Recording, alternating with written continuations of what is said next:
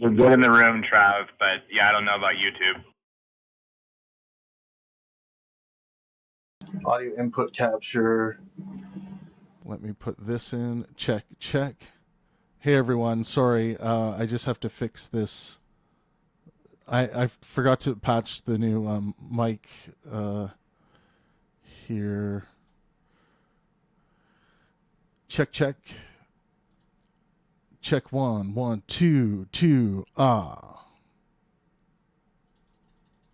Check 1, 1, 2. Check. You have sound on YouTube now, brother. Yeah, okay, great. Thank you. Okay, we should be good now. Welcome, everyone. We're going to be talking about Trump today. I'll just start. We're going to be doing an update. Title of this stream, How Could Anyone Support Trump? Hopefully we'll get a bunch of Trump supporters in the room today, and they can enlighten me and others as to why Trump is someone that anyone should be supporting. And I hope they're able to articulate their moral foundation and how they determine that he is a good or right choice for anything. I'm going to give you guys a... and we'll also see if any Trump supporters have the stones to come into our Discord server here and have a conversation. Of course, everything on Pangburn, you're always going to get a good faith, helpful interaction with your ideas here. Join the live discussion here. So here's one. Let's see if any Trump supporter can defend Trump's response to the deadly plane crash that killed 67 people. Reporter asks him, or someone, I think is a reporter, says, do you plan to go visit the crash site? Trump says, I have a plan to visit, not the site, because what? You tell me, what's the site? Water? We're going to go swimming? Yeah, someone like... This is a morally bankrupt person that has this kind of response to a tragedy like this. So any Trump supporter in the YouTube chat right now, please give me your justification, your own moral justification as to why someone would ever respond to a tragedy like this, and also try to articulate what moral foundation, what moral metric you are using to justify this. And right off the bat, if you're a Christian and you try to justify this, you're dead meat, right? No Christian theologian, preacher, pastor, anyone out there is going to sign up for this bullshit, right? So yeah, can I ask a question too for Trump supporters? Well, Nate, I'll open it up in a minute. Okay. Yeah. No problem. Yeah. So yeah, that's like the air today. I would love for some Trump supporters to come into the Pangburn Discord,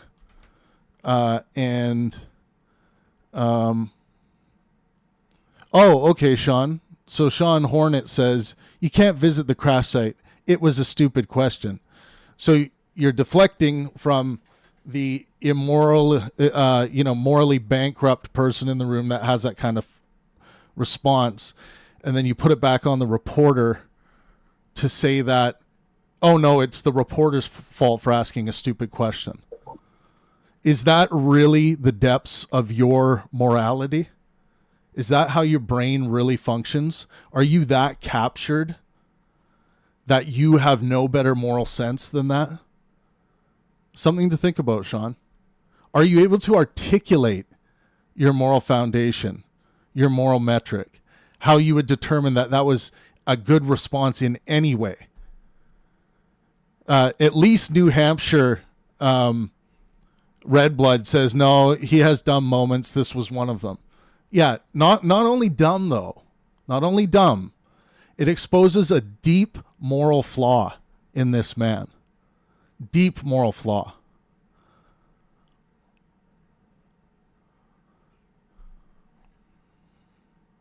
Yeah, I don't even feel like the soundboard effects that we have here really capture that 67 people died, and he took part in like building the dumbest building the dumbest process around the FAA. Even before he was president, he was already starting to attack this completely irrelevant government agency. So Sean Hornet responds with, moral, the crash site is water. There was no morality involved. Do you have no conscientious sense? Do you not understand that words can hurt people when tragedy strikes? When you're in the most powerful position, most powerful seat on the planet, do you not understand that your words and how you respond matters? Do you not understand that, Sean? Or does that not matter to you?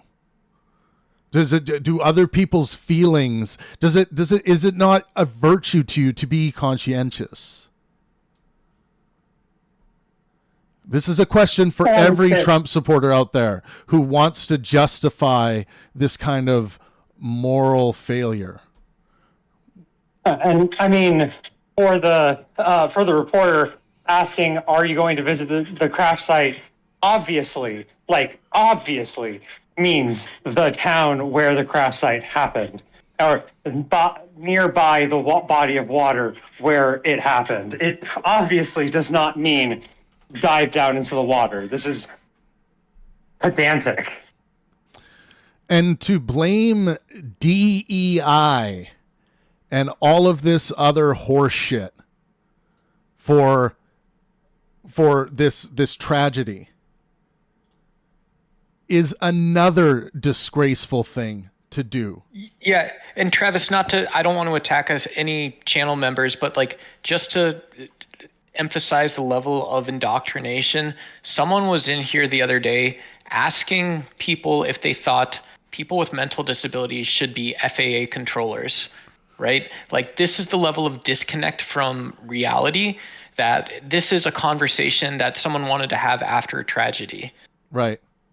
Yeah, like the politicization of these tragedies and doing this, it's like it's not like this is like a conversation between officials, way after the tragedy has happened, in a very conscientious way, understanding that as far gone as a tragedy is from the current date, there's still going to be people that can be harmed by your callousness or the way you talk about a particular issue. Hey, Alex, do you remember where that meme is that I posted about the DEI? Yeah, I think it was. What tab I think it was in it politics. I think it was in politics. Was it in politics? It might have been in memes, though. I want to show. No, yeah, it was in politics. It's in. Okay, it's in politics. Let me scroll up. Okay, here we go. Yeah. Here's the meme. I'll read it for the room. The most grossly negligent moron with the utmost reckless disregard towards humanity that has ever walked the earth. He has blood on his hands. This is in reference to Donald Trump. So the meme is, I love that a white guy was flying the plane, a white guy was flying the helicopter, and a white guy gutted the FAA last week, but somehow the blame is too much diversity. I thought that was a really poignant meme that was going around. There's obviously a lot more to learn about exactly what happened.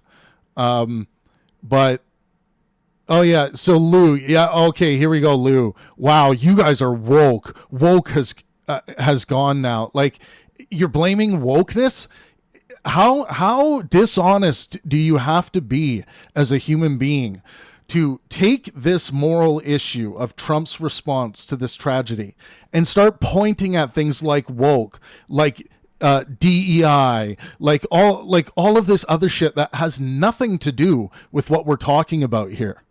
I'm sick and tired of these Trump supporting pussies like sucking the tit of Trump, where they can't man up and point out when Trump is obviously being an immoral fool. and you can't recognize this, you sit there and try to justify everything he does. Every little thing he does is just gold, man. Fuck off. This is it's not only disgusting that he acts this way on the world stage, but that you sit there and continue to suck his tit. Suck on his tit. Like all of these rich fucking bitches who are sucking on his tit right now because he happens to be popular. It's a disgusting display of humanity. It's not only that, but we're expected then to rationalize this like there's some ecology of motion or economy of motion going into his decisions. And this is impossible for people who have had any relationship with politics or with society, with any aspect of the real world. There's like literally nothing that Trump does that's unique. He is a trumpet and a mouthpiece. Here, okay, Lou, you said, I'm going to open up the room in just a sec. Lou, you said, oh, you didn't read my comment. You said it wasn't a good response. Really? That's it? And then you say, let's be honest, the American system has issues, but put against Karama, I think you mean Kamala, he's amazing. She would have laughed. You are not a morally serious person if you actually believe that. Cite one thing, one instance that demonstrates in any way that it would be reasonable to predict that Kamala Harris would laugh at this tragedy. If you believe that, your brain has been rotted and you are living in a Trump delusion. You are so captured, Lou. It's unbelievable. It's shocking to me. Are you a bot or are you a human? Here it is, Nancy. Here it is, Nancy. Get a grip, lefty. He's your new daddy for 4 years. He's not my fucking daddy. I'm in Canada. And for you to even suggest he's your daddy shows me how disgustingly captured and how much of a weird like daddy girly relationship or daddy boy relationship you are having with someone who's simply just the president elect. That's just it really does show that there's a problem there. There's no recognition of a state of affairs, saying that Trump is our daddy, acting like there's no international, no domestic reciprocity. And like people know this, right? This is when people say Trump derangement syndrome, or TDS, whatever that nonsense is. This is people not wanting to make the hard choice of how you go over, under, around something, how you understand something, and how you're going to teach the same thing to your kids. You're defending someone that has already caused close to 100 American deaths before he even stepped into office. And he's just going to keep going, which is the insane part that, are you going to defend that? Yeah, we're just asking about his reaction to a tragedy. You like if you're going to lead a country, if something tragic happens, obviously you're expected to stand in front of people, report on that, and send best wishes. You walk on stage, say that was a tragedy, hope the best for the people that are related to there, and walk off the stage. And that's all you, like 3 sentences. That's all you need to do. And he jumps instantly into beginning to blame somebody. It wasn't asked for. It wasn't required. It was far beyond the scope of anything anyone wanted to report. He literally just needed to go up and report on a tragedy, and that's it. And if you really think Trump's your daddy, you should get a fucking restraining order.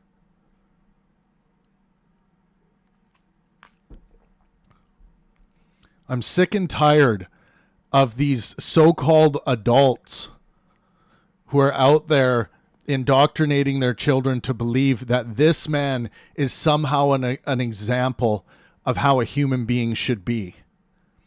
You understand that when you vote for him and you say things like Trump's our daddy or Trump's the best president ever, maybe you don't understand how much that's poisoning your children's minds. It's a disgusting display. Yeah, and then This and is a then hun- and then instead of staying on topic with what we're talking about, Trump's disgusting reaction to 67 people being killed in a plane crash, you start talking about Canada's going to be taken over. How retarded has this all gotten? More than you think, because if you look at how Trump got elected and then thus how he's made decisions so far, every single aspect of, the room he's been in, the people he chooses to invite into those rooms, this very strange offshoot of compared to the historical Republican Party, really nasty guys when you think of standing up for American interest, and it has been mostly men. But what Trump's done is he's, for no love of peace, because he just bombed Somalia too. What Trump's done is, as long as his voters are comfortable, there is no justification a rational, engaged person can make about what he does. And so you see his posts and his comments and all of this stuff, all of this is supposed to do is go from our human brains to not understanding it into our animal brains and somehow endorsing this psychopath. This guy who's an actual psychopath going out there and he's lying to people. And he expects us to, again, rationalize, justify every little fear, every little comfort, every little creature thing we want. It all comes back to Donald Trump being electable, likable. It all comes back to this body politic. And the further out you go from your center, the crazier it looks, right? This stuff doesn't fit anywhere. Yeah, and Nancy, like, you won't take any ownership, will you? You're just going to say, yeah, Daddy Trump, he's so great. Why don't you respond specifically to what he said in response to this tragedy? I know so many of you are going to deflect away from it because you've been programmed in a way to do that. But try to deal with it. Try to deal with the morality. See if you can put your moral sense to the test and even come up with a better way of responding to such a thing. We're supposed to raise our kids telling this guy that was 6-7 years ago telling us the president was a Kenyan. That's insane to me. That's just, I mean, like honestly, ask what this guy's done, man. It's not good. So, yeah, let's open up the room a little bit. Nate and I have had our say. Brett, do you have anything to add? Don? Yeah, I haven't met a single Trump supporter that lives their lives based on anything that could be called truth or fact. They all appear to be morally bankrupt, just as their Orange Menace King is. And not a single one of them seems to be a patriot, yet they all claim to be. It seems like I was taught that patriots supported the U.S. Constitution, not the tearing down of it.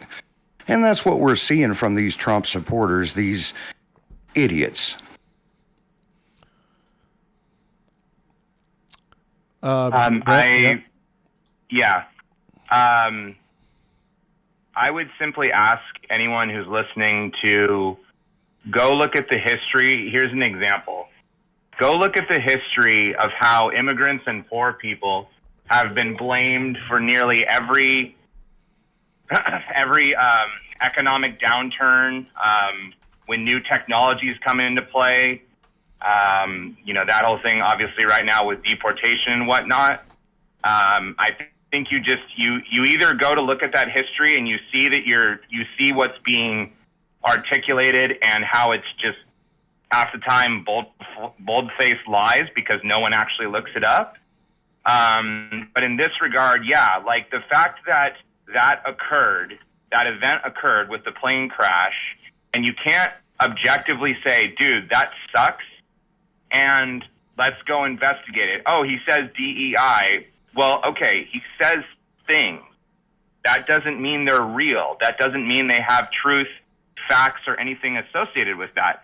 If truth and facts don't matter to you, that's a that's another whole other issue. But again, just go look at the playbook of how certain ideas are put out into public, and those in power know that you won't actually go look it up for yourself. You'll just tribalize into your own team, including myself. I'm guilty of doing that at times too. I'll stop there. Yeah, and the thing that's really frustrating for me here is that I know that almost every Trump supporter is morally superior to Donald Trump. This is a crazy thing. I know that if they had the opportunity to respond to a situation like this, they would never have the gall to throw a joke out there. Only the great entertainer, morally bankrupt entertainer that Donald Trump is, would do such a thing. And people like Sam Harris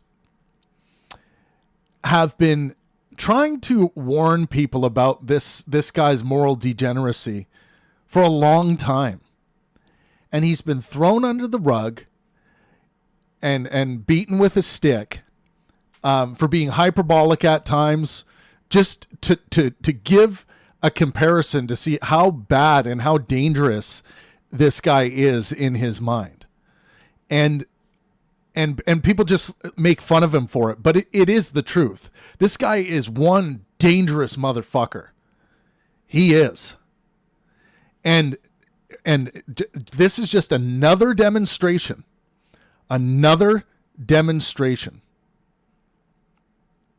of his complete moral bankruptcy. And look at this. Isaiah Rowe says, "Hope Trump shuts you down, homie." I thought Trump was the free speech guy. I thought, is that what you really hope for? Why don't you go learn about that, buddy? Why don't you go learn about that, buddy? But that's why can't this guy move to North Korea or something? But that's it, do you actually hope for that, or are you just getting caught up in the moment? Because I would be fascinated to try to understand how you square that with what the message has been from the Trump office. And you know what's more to that guy on YouTube? I don't know who you are, but the fact that you might call yourself a patriot or an American, and that you read the Constitution and you don't actually accept that free speech is real, it's just what you want, and you're willing to censor others. If you're accusing the left of that, you've just fallen into that trap. And that you can't, if we don't have free speech in society to critique those in power, regardless of what party that we have, who we are and who's in power, you don't have a functioning democratic government. And my friend, I would really encourage you to think about why you just said that. Why is your reaction to shut down speech because it disagrees with what you have come to believe is real? I'll stop there. We're gonna get Lou in a, next here. So if everyone else could mute, that would be great. I just want to say, you're this person too. Antarctic Moon Giant says your mom says it's time to go upstairs and eat dinner. So this is another tactic. I wish my mom was upstairs, but she's 8 hours away. But even if my mom was upstairs and she was making me dinner, and let's say I was a middle-aged man, that doesn't make the person any less right. You understand that, right?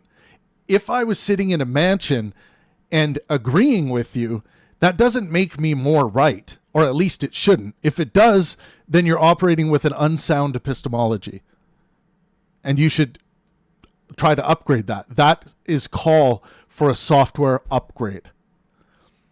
So Lou, we talk about the correspondence theory of truth here a lot too. And so if you form those sort of beliefs, opinions, attitudes, or you're acting on a belief, and you can't go out in the real world and then sort of confirm or see what that might be like, then that sort of fails that test.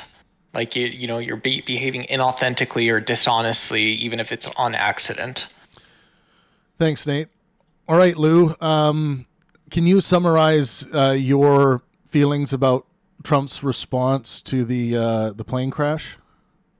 Well, I think, can you hear me? Yep. Okay, so I think you're focusing too much on something when we know that Trump's a narcissist and a megalomaniac. However, he started no wars last time. The world was a safer place. Right now, Iran's very close to nuclear. He understands this. With what's going, you seem like he's an idiot in some respects. Okay, we're not talking about that though today, you Lou. want World War? We're not Yeah, but the talking fact about is that. that We're talking you're about just the gonna morale. focus on Trump being an idiot. We're and talking you're not gonna about focus no, on the bigger picture. not an idiot. If Trump was just an idiot, I would have very little problems do you with him. really not I'm think talking Carmen about would have his laughed moral. at last? I'm talking about his moral bankruptcy. Do you agree that it was morally bankrupt how he reacted to the plane crash? I actually think that after Trump getting shot, there's actually a chance that he's a slightly better person and understands things a bit more. What does that have to we do might with have- how he reacted? He didn't react well. I've told you that. Yeah, it's not just not reacting well. Like, not reacting well would be like, well, like, I don't know, it's a plane crash. Plane crashes happen. But he's making a joke about it, like literally just a handful of moments after it's happened. I don't get why you feel the need to try to apologize for him, like I'm not or apologizing being for him. apologetic for him. He's a maniac and a narcissist. How is that an apology? You're not excusing it in any way. But you're saying like I'm he saying- became a better person after he got shot, but then he says stuff like this, which is probably, this might go down as one of his biggest moral public faux pas in his entire I doubt history it. as president. I doubt it. He's got 4 years to go. Well, I hope it doesn't get worse than this. And you can postulate that it might have made him a better person in some ways, but I haven't seen that. So if you have any examples of how he's become a better person over the last few months, that would be great. Because what he displayed the other day was the same level of respect that he had for people. Okay, I can give you a great one, which is for the first time when Trump went down and he came up with fight. The first thing he said after was about the audience. He cared about how they were doing. That's not a normal Trump response. That's not a judgment you put on someone that just launched a cruise missile at 20 people he didn't ever meet, Lou. You do know that Biden was bombing Yemen like every day. It just wasn't put in the news. The Houthis. Yeah. Yeah. So let's compare I apples mean, to apples. it depends on how you say it. Let's But yeah. not compare, because we're not comparing one evil person to another evil person. We're talking about the current one. No, but we kind of are. You had two choices. You had Yeah, Kamala. but we're yes, but Should we talk about the fact that you had a dead guy running the country for months and nobody said a word about this? A dead Are you guy. kidding me? A dead guy? Well, what do but you? we're talking about Donald Trump right now. Yeah, because a lot of this is just whataboutism, right? Like, instead of dealing Yeah. with what we're actually talking about, you're saying, well, what about what this guy did? But you only had two choices. And that's fallacious. And neither one of them was Biden. Well, it was Biden until it wasn't. It was Biden. not Biden. It was Kamala Harris. Well, they Yes, switched and now it. we are talking about Donald Trump and how he, as an individual, stands other people to actions, is a morally bankrupt person. I mean, it Because you're not sounds like understanding the bigger picture. it sounds like Lou. You kind like when you say he's a what did you say, a narcissistic maniac, or what did you call him? Megalomaniac. Megalomaniac. Yeah. Do you think that is a good choice for a leader? I think that you've got some problems on tariffs and things like that with Trump and the economy, but I also believe the world is in a safer hands and that we have a chance of not getting to World War III. How A megalomaniac is safer. how don't you think Kamala Harris would have been a safer option than a megalomaniac? No, Why? no. What about her Why? history? What about her history tells you Can I otherwise? offer a 10-second steel man of Kamala? Just like the shortest version is she wasn't spending her time instantly reacting to just the social and sort of the random stochastic cues that she heard all around her, and neither did Joe Biden. And it is in no way apparent Trump shares that trait. Let's let Lou have the floor. Go ahead, Lou. It wouldn't let her near a microphone because she was so bad. She spent $1 billion. She ended up in debt. And she couldn't do anything. That's a lie. What do you mean? What claim? She spent $1 billion on what? On her campaign? No. Nope. No, that's blatantly false. Sorry, bud. You're uninformed. That is a talking point I've heard from like far right circles. So, but if you mean like how much she raised, like, are you talking about like how much she raised? I'm talking about that she ended up in debt even though she raised $1 billion and spent $1 billion. That's a lie. So, no, I think Lou's probably correct here. So during the 2024 presidential campaign, Vice President Kamala Harris's campaign raised and spent over $1 billion, according to Open Secrets. The campaign raised approximately $1.15 billion and spent about $1.15 billion, leaving around $1.8 million in cash on hand as of November 25th, 2024. Despite with this a $20 million deficit. So despite this substantial fundraising, the expenditure Harris was defeated. Yeah. But what's your point about that? My point is that she spent all of this money within a few months. She was swapped in. She was awful from the beginning. Why was she awful? She was a DEI hire. Yeah, what's wrong with DEI? It. Yeah, what's wrong with DEI?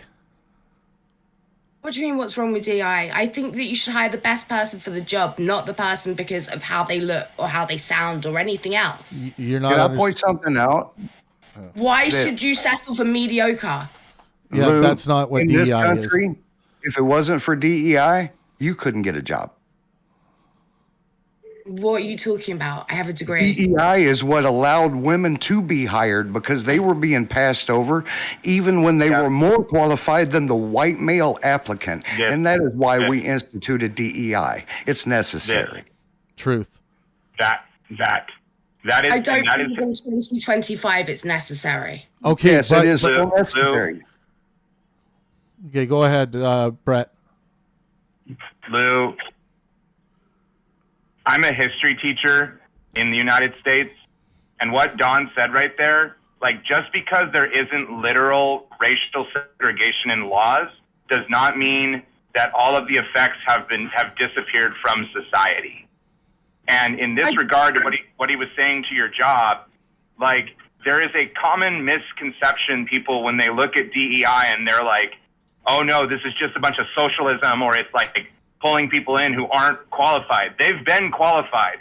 They've just, for decades, you couldn't be a certain position if you were anything but a white male in many countries.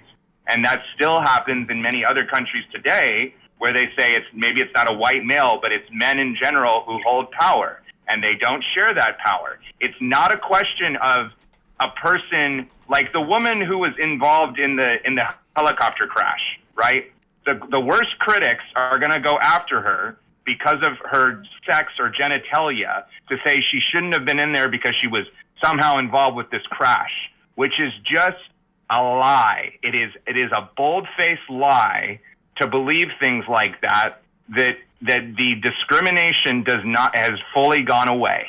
And could you say that there's wokeism, which goes too far of it to where there's no credentials for like fire people going to be a firefighter? Absolutely. I'd be with you on that. But to say the other end of the spectrum, like DEI needs to be abolished, that's just, you just don't know history. And I'm not trying to sound holier than thou, but You gotta You stop. understand history as a Jew. I mean, up until the 60s, Palm Beach, Jews still couldn't get in. Some of it was the 80s. Yes. Yes. Okay. And But that's, the go ahead. Sorry. Go ahead. My bad. no, and that's bad. And I understand about slavery, and I understand about the American system, and I understand about all of this. But I don't think your vice president should have been picked under DEI. She wasn't picked under She DEI. wasn't. She has decades of qualified experience. The right went after her because they basically said, we don't like her. We don't like her condescension.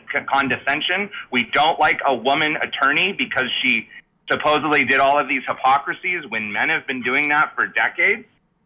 So they basically looked at her and said, we just don't like her. They couldn't actually, could not name her policy. If you're not in the U.S., you don't know that Kamala was a U.S. prosecutor. She served as a lawmaker. She represented one of the wealthiest states in multiple roles.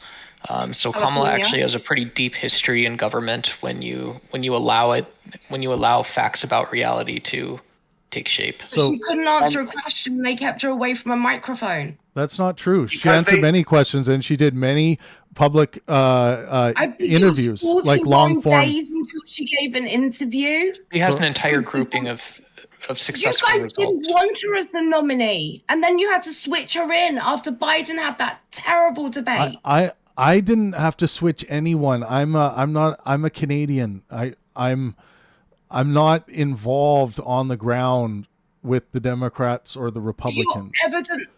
But you're evidently a Democrat. I'm a Canadian. He's a Canadian. I'm a Canadian. I'm not a Democrat. I'm considered center left on probably the more topics than I'm considered center right. Well, So a Democrat. Can you Jeez, name? Sorry, go ahead. My bad. I'll also just say that Kamala Harris, what should have been brought out was that the United States contained a lot of our foreign policy into domestic policy, right? And so this is a good thing, both when we think about keeping America competitive, as well as, when you form an opinion about whether we are going to be a pluralist society, if we're going to be a multipolar world, and how the U.S. remains competitive. Kamala Harris would have represented that position in the White House. Donald Trump appears to be working in the opposite direction, putting all of our dirty laundry out for the world to see. What? Because he's opened the Kennedy files. I don't know if that has any relevance to. I don't know what that is. I don't know if that has any. Is that like declassified CIA shit or CIA documents or? Out with dirty laundry then. Yeah. So I mean, I just think Donald Trump. He's appointed a ton of people to SecDef, to Department of Defense, who have done very little.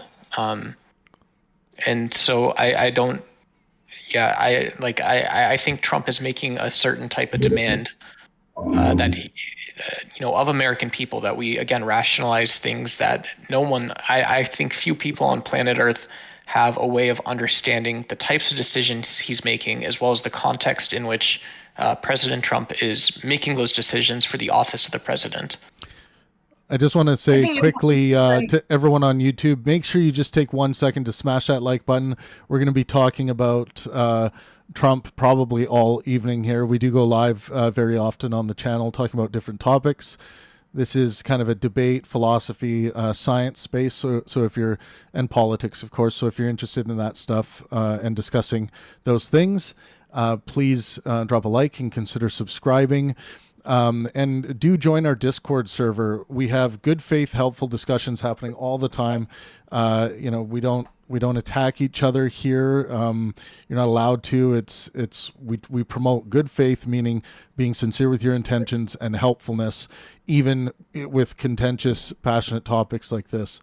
So yeah, make sure you guys join us. Lou,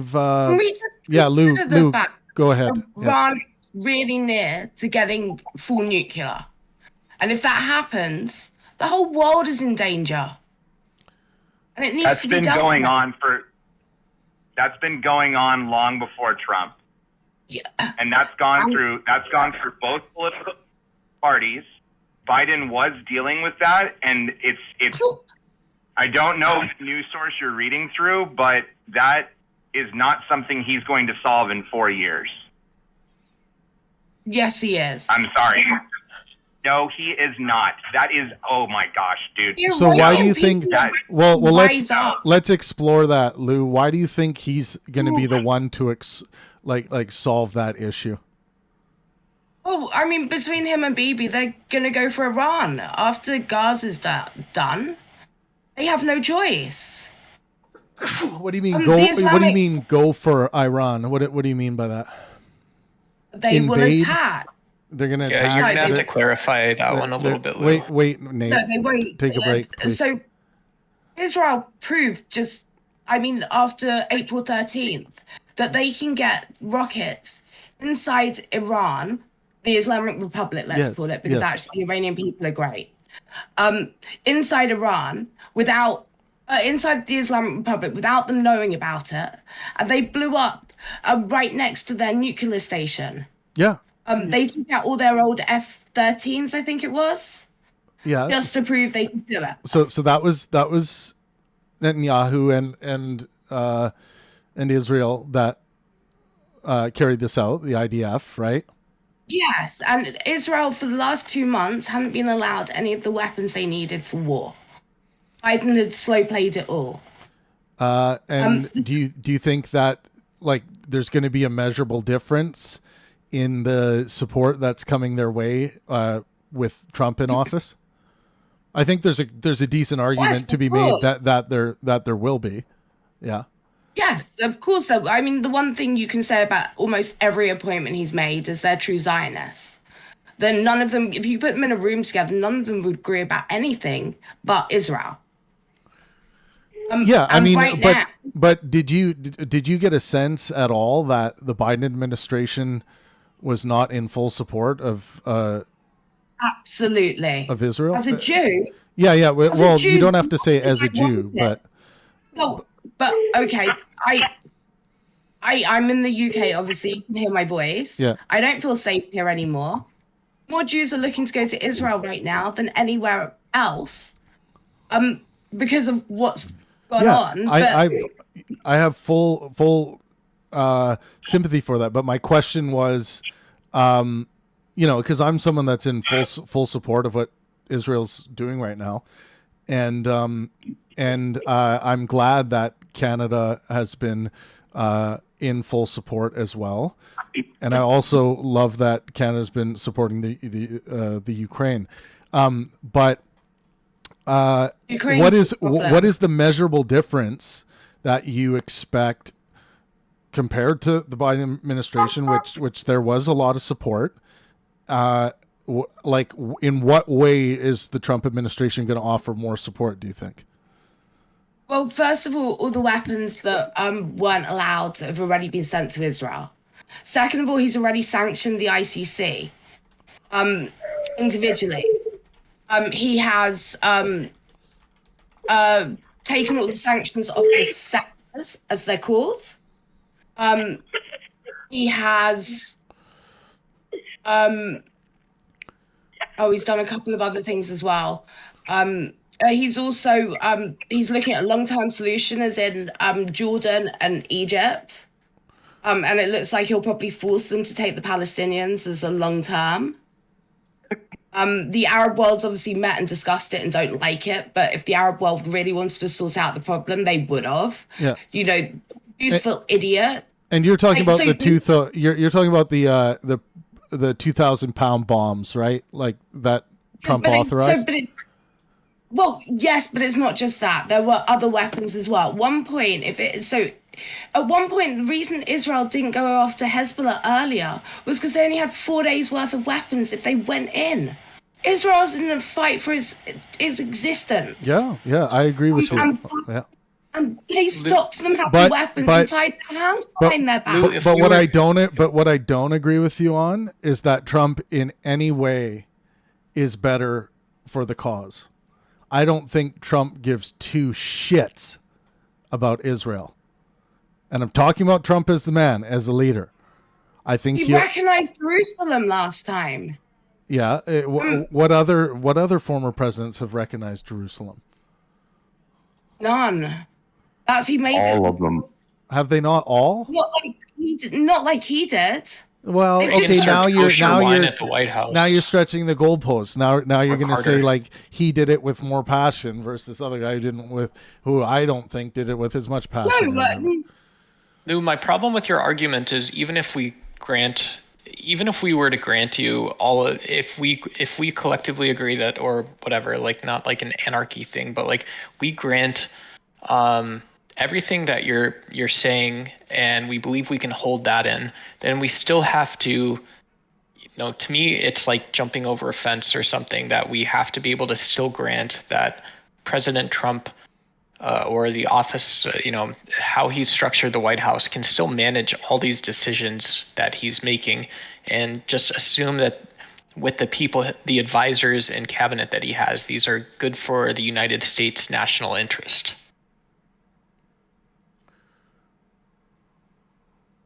well, World War III not like taking off is good for everybody. I'm slightly worried about Ukraine. They're in a really bad situation right now, but he hasn't stopped military funding for Ukraine. He has plans. I mean, you can see it by the way the executive orders went in. You've got to remember that. I mean, I don't agree with like January 6th and all the rest of it, but at the end of the day, there were no wars under him last time. The world was a safer place. Yeah, and but he's better this. do you think You just said that go that ahead, you Doc. want him to invade a foreign country, and now you're saying that he was better because there were no wars under him. Does that contradict your own view? No, I didn't say he's going to invade it. They'll attack the You did just a few minutes ago. No, they'll attack the nuclear, but that doesn't mean invading. Okay, so you're saying, well, that's an act of war though, right? Yeah. Yes, but the fact is that from what I can tell, I mean, I'm on Telegram and stuff like that. Yeah. The Iranian people are just waiting for it to happen so that they can rise up against the Islamic Republic. That would be the best thing for the whole world. Yeah, I mean, do Killing you more think the people always Islamic best. do you think the Islamic Republic really has that low of an approval rating within their own country in Yes. Iran? Well, let's. Based on the people that I've been Yeah, but speaking to, yeah. what can you offer the stream here so that we can like share in that knowledge or the data that convinces you?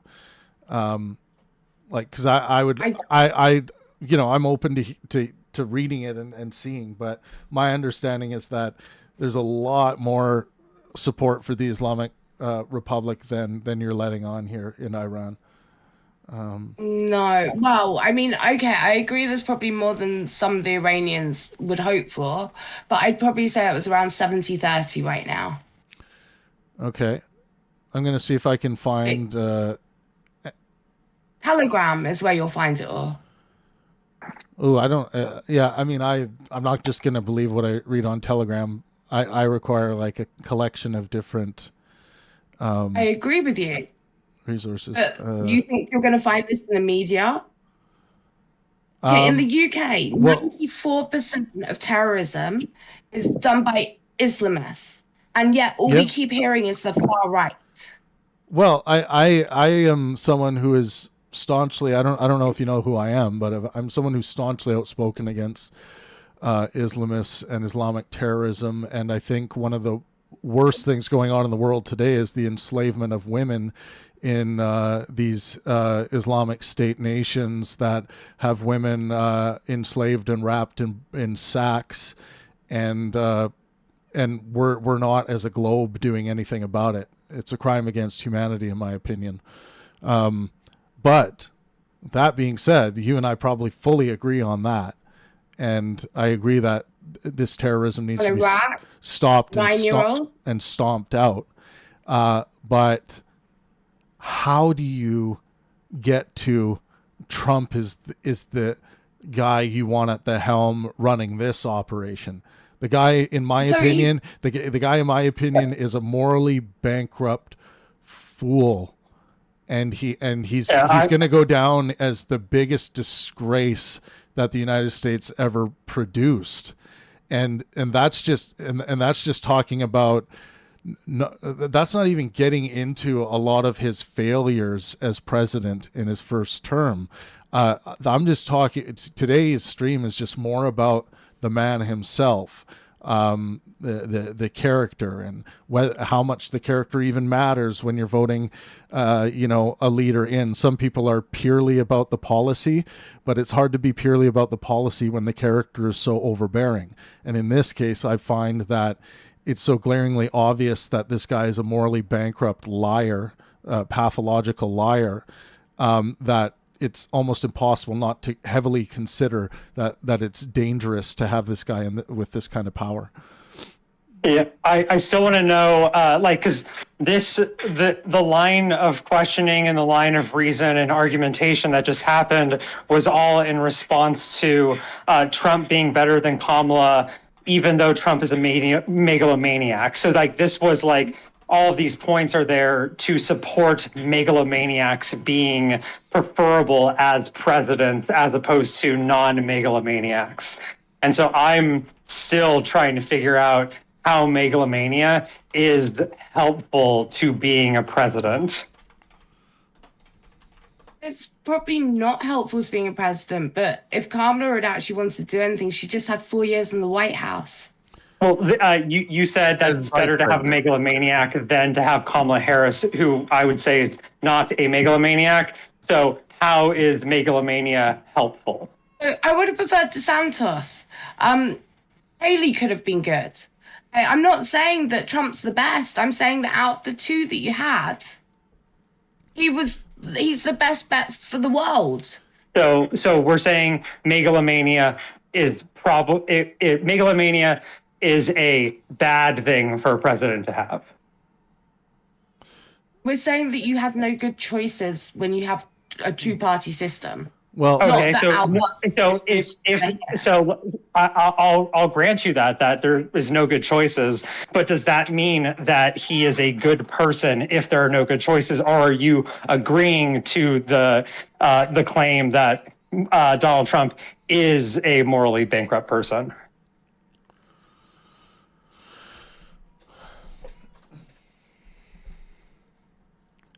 I agree he has issues. I'm not a staunch Trumpy. Yeah, so to what level do you believe that he has issues? Because I would say I would say pathological and dangerous, but you might not believe it's that bad.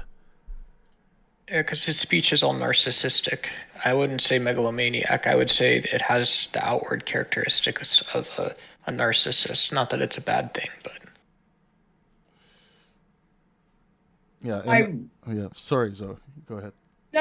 No. I just would have said that. I mean, you've allowed the media. So you realize what just happened in the American election, that Biden was great and he was going to run and everything else, and no one else was allowed to run against him. And then suddenly you had this debate and it came to light, everything that people had been saying for months.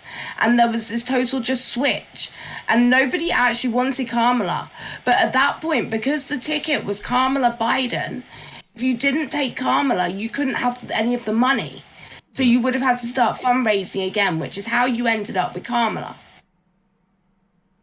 No. But yeah, so the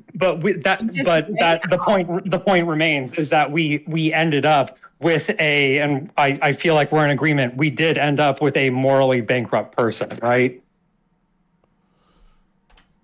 And he doesn't have redeemable traits outside of what we've been dealing with for the last 16 years, or 16 12 years of he's better than the other guy, but that's like saying oh, I wasn't abused because when my dad punched me in the face, I didn't bleed like my friend Joey. He got abused, but you still got punched in the face by your dad. I mean, Like- I would also add to this that I think Donald Trump is morally bankrupt and a pathological liar. I don't think Kamala Harris is morally bankrupt and a pathological liar.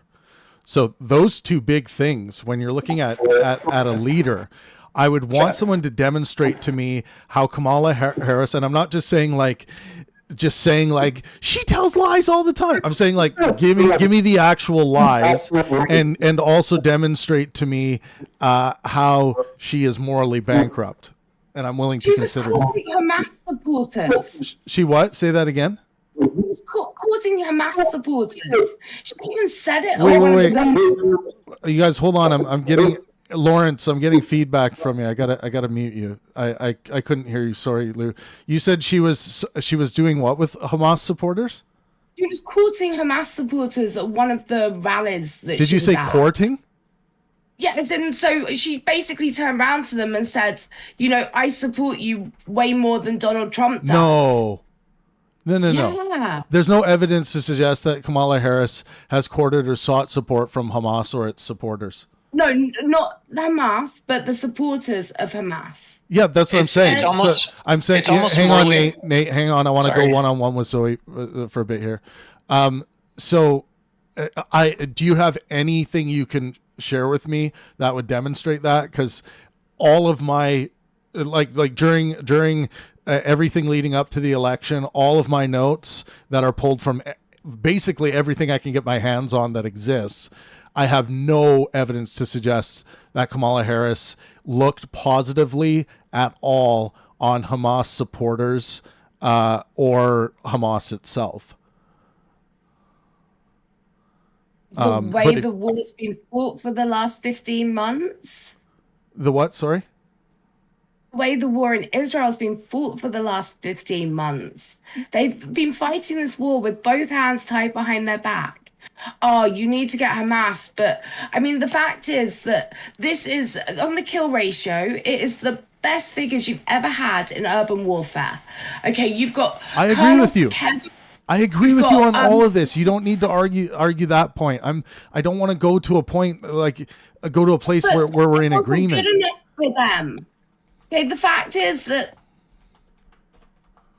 this is, it's not a game, and it was an existential war. And I agree with you on that as well. I'm trying to get to the place so. Vice President Kamala Harris has consistently affirmed Israel's right to defend itself against Hamas. You would agree with that, right? Which the United States designates as a terrorist organization. Technically. Not just technically, overtly. Not No. implicitly, explicitly. This is in all of her public communication. Israel has a right to defend us. And I know the Trump campaign and everyone on the right was trying to paint Kamala as though she had some sympathy for Hamas supporters. No, she didn't. So give me the evidence. I'm happy to change my mind. I will believe you. I just need the evidence for it. And if you're not in the position to be able to get it now, you don't have to get it now, but send it to me because I want to be correct. You on Telegram? Sorry? You on Telegram? No, I'm not on Telegram, but you can screenshot it to me and send it to me on Discord here. But yeah, I mean, a lot of people have tried to claim that she did this, and what they use to present as evidence is usually just this person said or that person said. It has nothing to do with her public messaging. So as far as I can, her along with many other leaders, and including Justin Trudeau in Canada, had some messages of, we just want IDF to do all of their operations within, the laws, the global laws that govern situations like this. That was of what. course. Yeah. But Israel hasn't stepped outside those. I agree with you. I think Israel has conducted itself beautifully. I don't think Kamala Harris would disagree with you. This is I what think I'm she saying. certainly would. What's that? So I think she certainly would, but they didn't want them to go into Rafah. They didn't want them. They didn't want. So the war would have been conducted completely differently for America. Okay, this war would have been over if Trump had been in power at the time. This war wouldn't have started. You don't have any evidence of that. Whoa. Are you suggesting that they didn't? First time Biden met with Bibi was like, I think it was about 18 months into his presidency, and he refused to meet with him in the White House, and he had to meet with him just off in a hotel somewhere by the UN thing. So the UN Security Council, they didn't veto everything. They put Israel under a lot of pressure when the fact is that the UN has been corrupted. Well, there's a lot of claims there, but any nation that's conducting a retaliatory war or a war of any kind is going to be under a lot of pressure. That's like for Israel. Everyone. Sorry? Not like Israel. No, yeah, like Israel. For example, with the United States and what they did in Iran and in the Middle East after 9/11, there was immense amounts of pressure on the United States. Immense amounts of investigations. Everything was under a microscope, and rightfully so, I would argue. But the kill ratio in Afghanistan and Iraq was about 3 to 5 to 1. So I agree that the IDF has done an impeccable job with under the circumstances. It wasn't good enough. They kept saying that you had to be more careful. How do you not take that as evidence? That's going to happen anytime there are innocent civilian casualties. It's going to happen, and the situation in Gaza is brutal.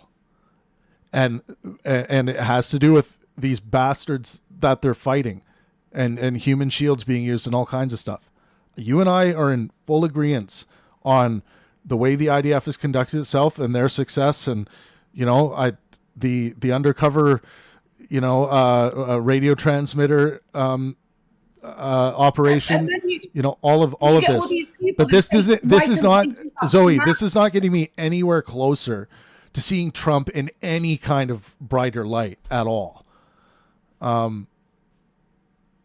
the Kamala Harris thing, like I'm telling you, I've sat live on the air here with people in the same situation with you who come in and say these things about how like Trump was the lesser of two evils, but we go through all of those evils they believed were true about Kamala Harris, and they weren't able to demonstrate any of them. Like some like the ones where they she held people accountable based on the drug laws as they were when she was in legislation when she was a legislator. Like that's all public knowledge. Some people will say, "Oh, she shouldn't have done that," and others will say, "Well, she was just doing her job." But like as far as like lying and being morally bankrupt, people have really dug to try and find things on Kamala Harris. And so far as I can tell, she is, as far as politicians are concerned, she's pretty squeaky clean. And her character is not that of a megalomaniac and a flaming narcissist. So, I mean, no, she just laughs at everything and doesn't know how to answer it instead. Well, yeah, she's got that quirk of like having a nervous laughter when she's confronted with stuff maybe she isn't able to articulate well, and that's a fair criticism. But that, in comparison to going back to your pathological lying, question, going back to your original point, and if she was asked about the plane crash, and when I said she would laugh, I think that's the first thing she would do. No, not at all. I honestly believe that is a completely unsupported belief.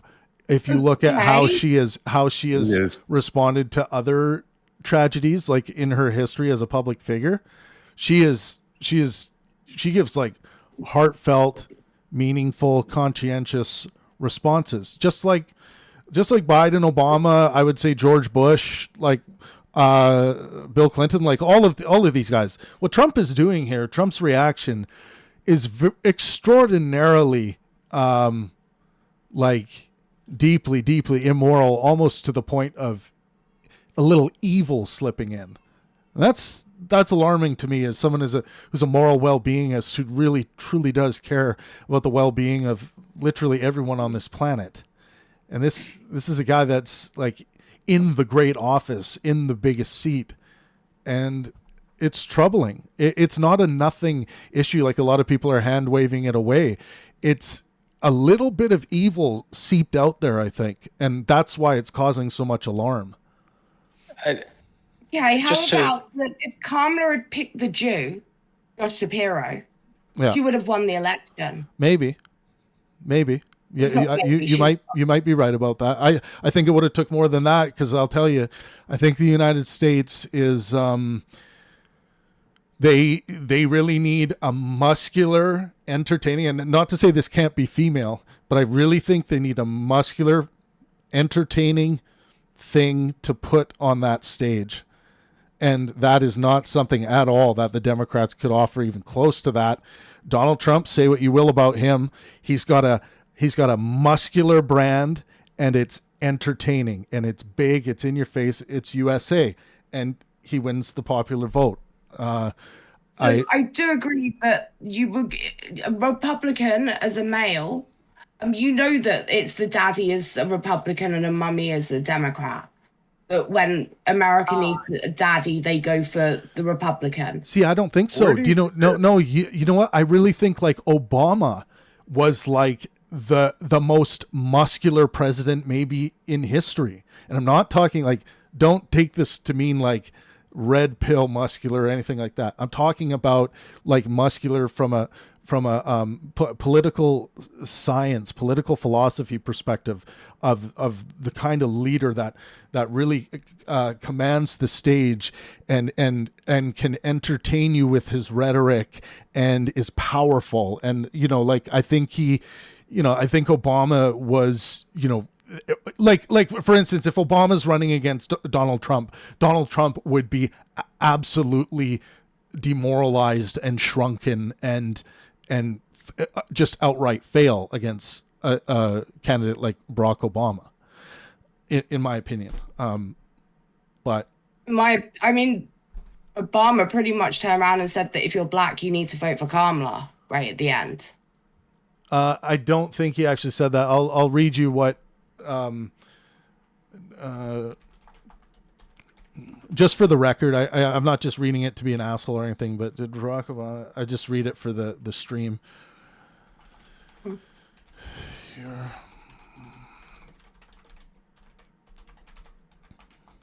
I appreciate you being here, though, Zoe, and joining us. This has been a good conversation. So, he emphasized that reluctance to back Harris, possibly due to discomfort with the idea of a woman president, was not acceptable. He did in his speech say, us as black men need to consider that a woman can be better at this job. But it wasn't like the media was twisting it where he said, all black men must vote for Kamala because she's black. But that was... Yeah, no, of course. He's more subtle than that. Well, he's not even implying that they should vote for her because she's black. He's trying to get at the issue of sex in what he's saying there.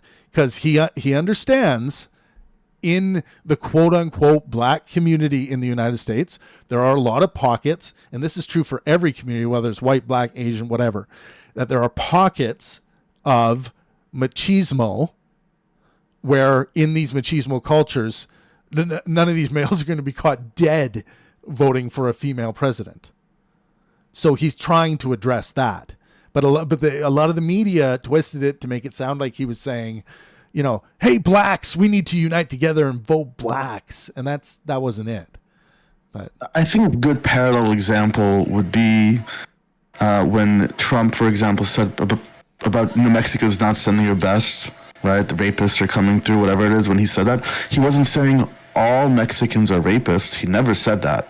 And when people falsely advertised that or the media said that, people were right to point out that, hey, he's right. yeah, But he did say that the immigrants coming over are rapists and criminals. He did say that. He said the people that are coming over illegally are rapists. He did say that. He didn't mince words. So we have to take people at the word that they say. Right? Obama didn't say that you should be black and vote for her. He literally did say, just because she's a woman, as we're black people, he's trying to appeal to his base. It makes sense. He didn't say that. He didn't say that. We have to actually be graceful and hold people to what they said, not what we imagined them to say. Okay, so everybody that crossed the border illegally is a criminal. No, crossing the border seeking asylum is not illegal. No, not at all. Crossing the border without permission is a civil offense. It's not criminal. So no, it's not illegal. Technically, nothing's You're not illegal going to hear that on Telegram. till due process too. To back to what's Don's saying is like you can like it, the way the law in the United States works, and Kamala Harris would have told you this. So would Barack Obama, who studied con law at Harvard. You can rob a convenience store and shoot 15 people, and if you're not convicted, you didn't do anything illegal, right? And so that means the police get to make the best case possible against you with prosecutors. well, you get defense too. The fact is though that you can cross the border in illegal ways, right? It does. You can of course do it legally to seek asylum. So it doesn't mean. So yeah, it is right what Don was saying. It doesn't mean that if you cross the border in a not going through the right pathways, it doesn't mean you're necessarily an illegal immigrant or you're an illegal. There can be legal reasons and accepted reasons for doing so. So that might be something to refine, Lou, when you're talking about that. Well, I'd like to explain that point just a little, Travis, if I may. Go ahead. Yeah. Crossing the border in heavy quotes illegally does not exist, because to do something illegally is to commit a crime. Civil offenses are not crimes. So no one can cross the border illegally. Yeah, it doesn't make you a criminal if you run a red light a few times or a bunch of times. Okay, correct. It's the same thing. So is the claim then, because I want to check all this so that we get the right information. Let's check it. That at no point is someone an illegal immigrant or an illegal if they cross into the United States without permission. Correct. They will have committed a civil offense, but not a criminal offense. And we got to understand that federal law is what is in place at the border, not state. So Texas and Arizona, those laws are moot. Okay. Well, I want to read this because, Don, I think the way that you're talking about legal and illegal isn't the way it's talked about under the law, but we'll see here. Okay. Let's see. And okay, so yes, crossing a border.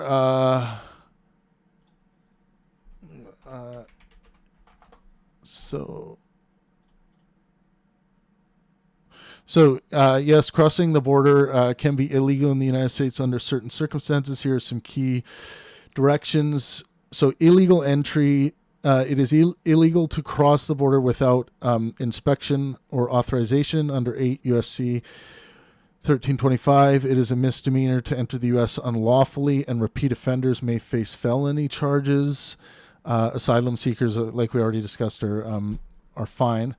So it does seem like, let's see, give more. I mean, it says here under federal law. People who re-enter the United States without authorization, subject not only to immigration and deportation proceedings, but criminal sanctions. That leads me to believe that it's a criminal act. I think that there's, well, we use the term like, oh, there's illegal aliens. That's not a legal designation. There's no like designation of illegal aliens. There's undocumented aliens. That's a like much more real definition of it. And I know what people mean. They say legal means people who live in the United States without going through the proper legal challenges, right? That would make them outlaws, right? Not all people, like for example, people who grow weed, they're not illegal weed growers. They're not illegal people, whatever it might be. So I understand that's what people mean when they say that, but not all people who come to the United States and live here undocumented are in some way criminals. Right. Yeah. Which is why if they get arrested by someone, they don't just go to prison for being undocumented. Yeah. It's not like an illegal activity. This is the language. Yeah, they have made an illegal entry, right? So now, and it's important for us to make sure we're dealing with what people colloquially mean when they say illegal, right? I think what they mean is that they have made an illegal entry, not necessarily that they are already found to be a criminal. But yeah, there's some language there. But the language is important, wouldn't you agree? Yeah. Because when you call someone illegal, it carries a certain connotation, because aren't we supposed to not do things that are illegal and judge those who do things that are illegal as not good? Yeah, I mean, it's not helpful in any way, I think, for people to label people who cross, who haven't had their own due process yet, to be called illegal, right? It doesn't exactly. It doesn't and make any sense. It's the same problem as calling somebody a criminal. Like if you just call someone a criminal, that could mean that they jaywalked, but it could also mean that they murdered 13 people. Like it's such a blanket statement. People throw this around. It's not helpful. People throw this around all the time. They will call, well, they're right to call Donald Trump a criminal, right? Yes. Okay. Yeah. So Donald Trump has been proven to be a criminal. But proven guilty. But Elon Musk hasn't. Correct. And people call Elon Musk a criminal all the time, and they shouldn't. He's not a criminal. Right? People shouldn't be calling these illegals criminals because they haven't been demonstrated to be.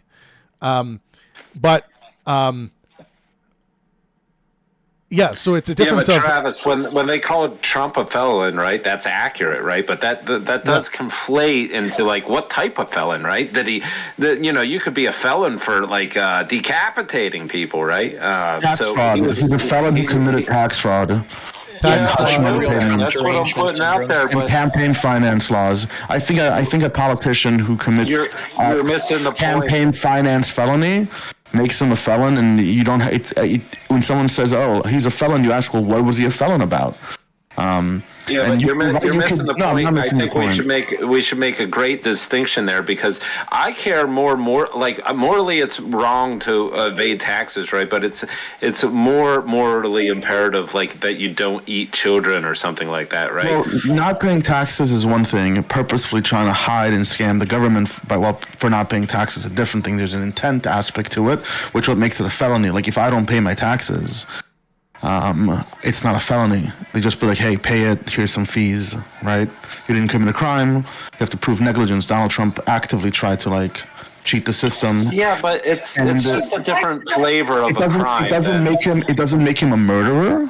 It doesn't make him a burglar.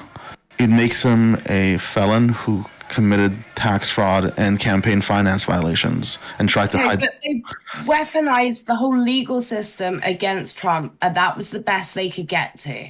No. And the fact is, one second. Let's let Don go. Let Don go. Why did one pardoned Hunter before he left? What is this whataboutism? We can go ahead and talk about Hunter and all the crimes. Find me crimes that Biden has done and Hillary's done. I'll be happy to call them criminals and felons and whatever it is you want me to call. So we can simply talk about what Trump did. What did Trump do? He is a convicted felon for campaign finance law, and and all that. He did it. Dude did it. He was found guilty. They were able to use their force and take someone who's extremely rich, super well connected, hires the best lawyers in the world, and get him on tax fraud and campaign finance violations. Yeah, but Dan, I would challenge those laws, right, and get them off the books. Like, I would fight them, but I'd never fight a law like, oh, maybe we should allow decapitating children and eating them, right? So I know that Trump broke the law, but he broke laws that, you know, You're right. Trump was not Hitler. Trump didn't commit genocide. Yeah. Imagine me going to a bar with someone and I'm talking to my friend and she's like, "Oh, I started dating this guy." He was like, "Oh, how is he? Oh, he's great." And this, and you know, at first it threw me off because, you know, he said he committed a murder, but it's not like he killed 50 people or like Ted Kaczynski did. It's not like whatever. I'd be like, of course it matters. What you are doing is you're appealing to an extreme and are creating this relativity between this straw man of a person you brought in and somehow are making what Trump did look trivial. It's not trivial. This man is in charge of our institutions, is in charge of our government, and he literally committed a felony. 34 counts. You're talking, Don, you're also talking about a guy that literally just bragged on his own social media site about killing people in Somalia today. Like literally 6 hours ago, I think is what that was. Well, I don't know what he posted, so we're going to have to get into that.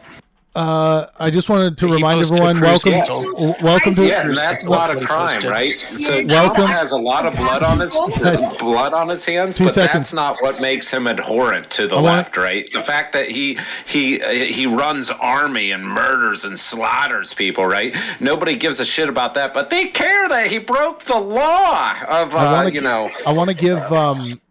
I want to give Zoe some time to respond because there was a lot said there. But first, everyone, please smash the like button. We're going to be here for a while tonight. We're talking Trump. We're talking to U.S. politics, geopolitical issues, whatever comes up. If you want to join us here on Discord, join in the call. It's free to join. You'll always get good faith, helpful engagement at Pangburn. And that doesn't rob any of our conversations of any of the passion. We still have very passionate discussions, but you won't be called names, and if you are, we will police that. But Lou, did you have a response to anything that Don was saying there? Well, first of all, I mean, this morning he went and killed some ISIS people. I consider that a good thing. Less terrorists involved is better for me.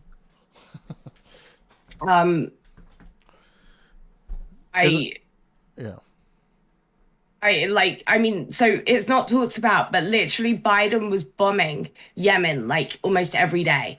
One of the first things Biden did when he came into power was take the Houthis off the terrorist list so that he could get more. But hang on, who do you think Biden was engaged in bombing? The Houthis. Okay. Yemen. It's a good thing. And why do you have a problem with that? I don't have a problem with it, but I have a problem with the fact that the left seem to forget this. Like, so every chance Biden got. No, hang on, Lou. You've been talking about how Biden. You've been doing the like Trump's anti-war thing. I think you're playing two sides here a bit. No, so the Houthis is different. It's because of the shipping. Which is the reason why Biden would go after them, but not after the others, which is completely two-faced. I totally agree with you there. But the fact is that was kept very quiet. Was it? I don't know. Everyone was talking about it all the time. Yeah. Really? Didn't really make the news very much from what I saw. I don't know what news you're watching. It was all over the news. I mean, but if you're just scoring political points and you don't know anything about what the Houthis have done since they at least assumed control of a region, well, then we're not talking... I don't even know why that's a good faith argument. Yeah, but we're not talking about that right now, Nate. We're talking about like the actions against them. In Yemen. Like 80% of girls are married off before the age of 18. Yeah, but before we go off on Yemen, we're all interested to hear what you're responding to what's talking about Trump as a criminal, as a felon. Like, we can move on to a new point, but we just have to at least try to contend with and like mention what we just all talked about before moving on to a different point. Trump was found guilty in a court of law. and therefore he is technically a felon. However, they were accountancy issues, and much of it was to do with like he paid off a prostitute 20 years ago, pretty much. Yeah, but what about but he didn't he get convicted of sexual assault? He got he was found civilly liable for sexual assault. Yeah, but I want to point that the crime wasn't that he paid a prostitute. That's not what the crime was. No, of course it's not. But that's the initial act that caused it. So let's explain why it is criminal what he did, because it seems like that's not the point. No one sued him for paying off a prostitute. And should we also say the judge really hated him? And had a thing, and the judge's daughter worked for the Democrat. That's still, we'll have to evaluate the evidence, but a jury of his peers with 2 lawyers found New York. I'm from New York. You know who else is from New York? Donald Trump is in New York. You know where he committed the crime? In New York. So he's going to be judged in New York jurisdiction. That's how law works. That's a great thing. This is why it's fantastic why if someone commits a crime in Georgia, people in Texas don't sit on that jury. Because it's a crime in Georgia. It's a Georgia crime. It'd be as absurd of saying that someone who commits a crime in the UK should be tried by people living in France. Doesn't make any sense. Not how that works. So, the reason why he was found guilty was because he paid off Stormy Daniels using campaign funds, not personal money, and didn't register that funds publicly. So when public officials, in order to not be corrupt, have to show how they're spending the money that they're getting, they have to report that to campaign finance office or whatever the fuck it's called. He hid that, purposefully withheld it. And when they tried to go after him, this is where the crime is, he tried to evade the audit, right? He covered up a crime. That's what made it a felony. He took something that was, you're not supposed to do, like getting a speeding ticket or not paying your taxes, and attempted to cover it up. That covering up is what he was found guilty of. There are also 2 pending cases, right? The federal election interference case and Georgia state election interference case. Yes. Which are going to be pursued once he's finished in office, it looks like. But he'll probably get pardoned, although that can only be for federal crimes. But the I think Donald Trump is going to pardon himself. He can for state crimes. On his last day. The Georgia thing, the New York thing, he cannot pardon himself from those. Those are state crimes. Oh, okay. That's the right thing to do would have been for Biden to actually have pardoned Trump. Absolutely not. Sets a bad precedent that with enough money and enough political power, you can be above the law. Why would that be good? Because Biden went out there and said, I'm no way going to pardon my son. I'm no way going to pardon my son. I'm no way going to pardon my son. Oh, I just pardoned my son. Yeah, Biden shouldn't have pardoned his son. I don't see what that has to do with what Don said. You're right. Biden shouldn't have pardoned his son.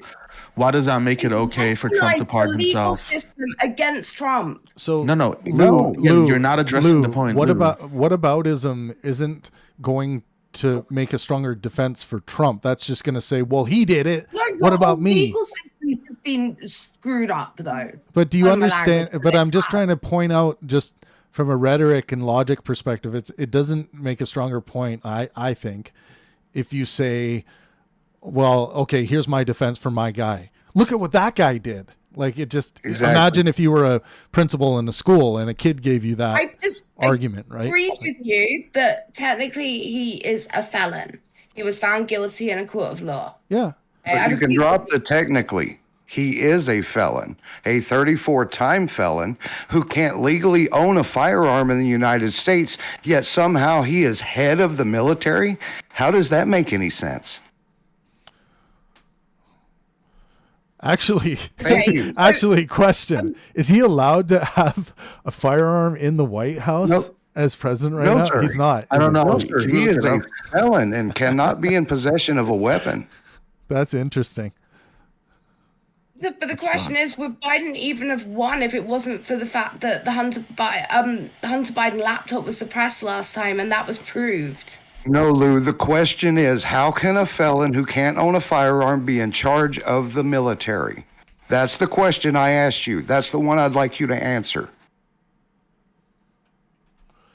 Well, it's your law, not mine. Apparently. But you sure have a lot of opinions on this law that's mine, not yours. But it's true. It's your law, not mine. I mean, at the end of the day, there is no law saying that he can't be convicted and be running it from a Georgia prison cell. So. Huh? You didn't answer the question. You avoided it, as you have been avoiding every direct question that has been asked of you tonight. Please answer my question. How can he be doing it? Well, he is. So. Well, he is not an answer. Well, it kind of is. Tell me how it's right. Oh, that's a different question.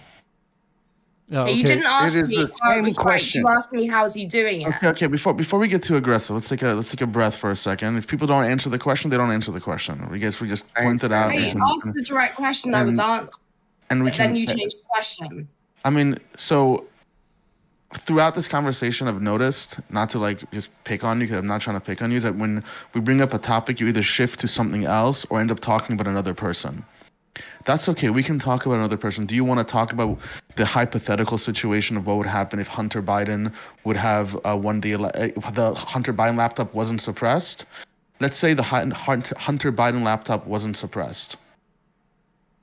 Okay, what metrics, other than like my feelings or your speculations, do you think that really had to do with the election? And what do the political scientists say about the issue? Use the FBI to suppress it. No, I didn't ask you how. I asked you, let's say it wasn't suppressed. How do you know, based on what data, what evidence, what things in history lead you to believe that if this wasn't suppressed, Biden wouldn't have won the election? I believe there are lots of polls done about these things, but the fact is that by weaponizing your legal system, you've brought down your legal system. It has huge problems now. What problems? And the only way Biden... So it hasn't got any legitimacy. According to who? Well, I mean...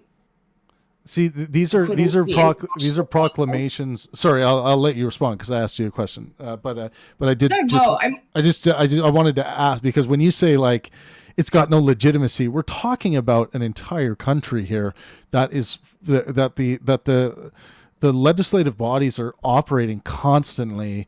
So like when you make such a grandiose claim like that, it right off the bat seems to be an extraordinary claim. And so I'm wondering, like, what's informing that? Because it sounds like political extremist rhetoric. But go ahead. I wouldn't say it was extremist. But do you see why I see it to be extreme? Because you're saying, like, it's lost credibility because of, like, something to do with Trump and Biden. Like, yeah, so the reason that Trump got to pardon all the January 6th people is because of Biden pardoning his son. So it's tit for tat. And this has caused, I mean, as an outsider. Wait.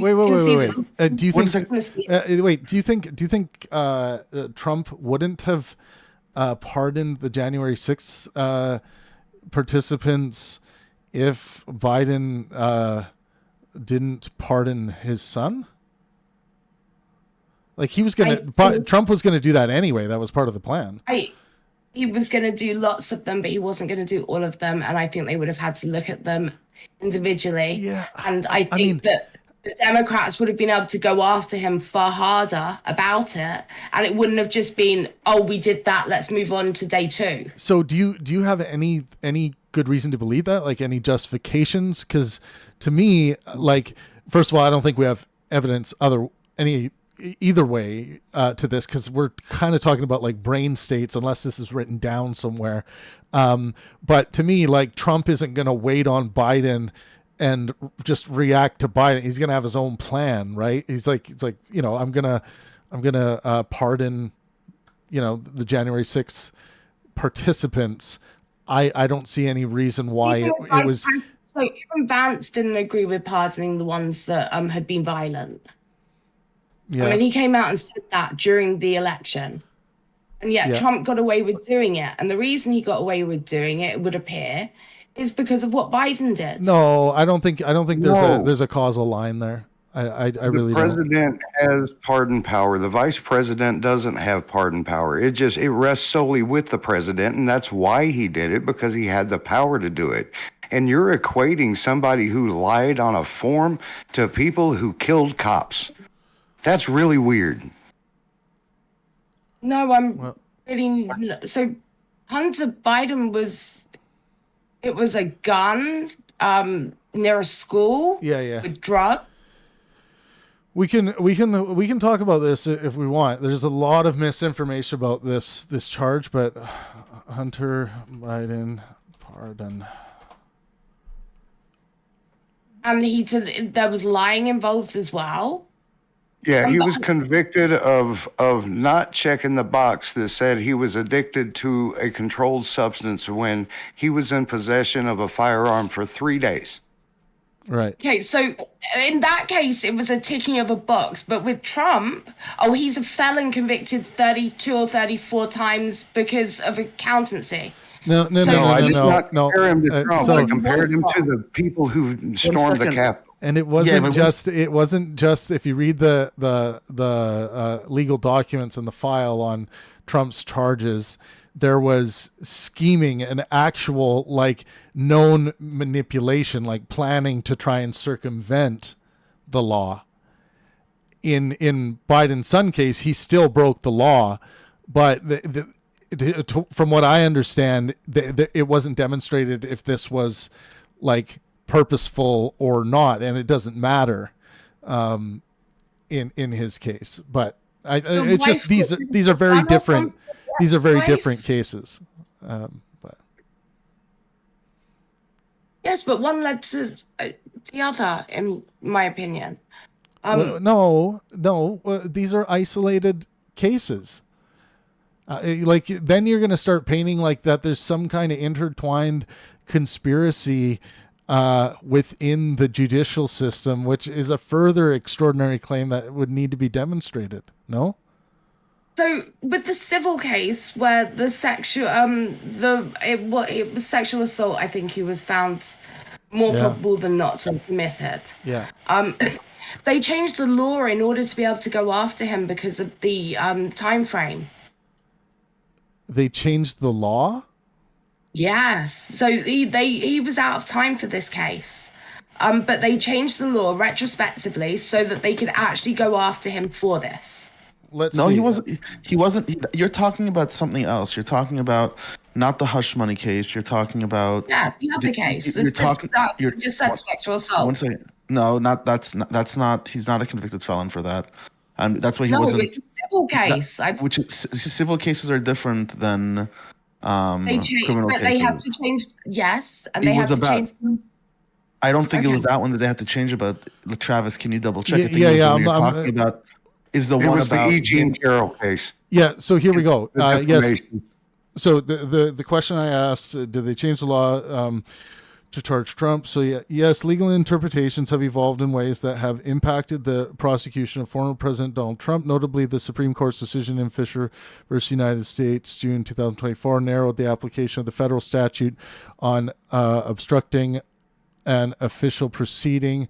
The court ruled that the charge applies only when the defendant impairs a physical document or object used in an official proceeding, setting a higher bar for conviction than previously applied. This decision affected changes against individuals involved in the January 6th Capitol attack. Additionally, in July 2024, the Supreme Court granted precedents immunity from prosecution for a wide range of criminal conduct committed while in office. This ruling set a precedent that presidents are above the law for certain actions taken during their tenure. So I don't think these ones are the ones we're talking about. How a new law allows E.J. Carroll to seek justice? It's an interpretation, but the law that you're talking about, I think, is the one with the tax documents where he gave one document. Not that one, is the E.J. Carroll one. How a new law allowed E.J. Carroll to seek justice against Trump years later. Survivors of sexual. That's fine. Isn't that fine? Oh yeah, here we go. Sorry? Here we go. I'll read this. Yes, legal provisions have been enacted.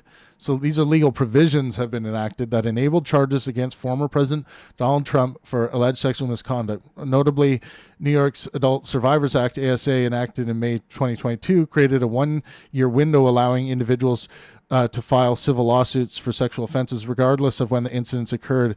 So the law wasn't changed. This is...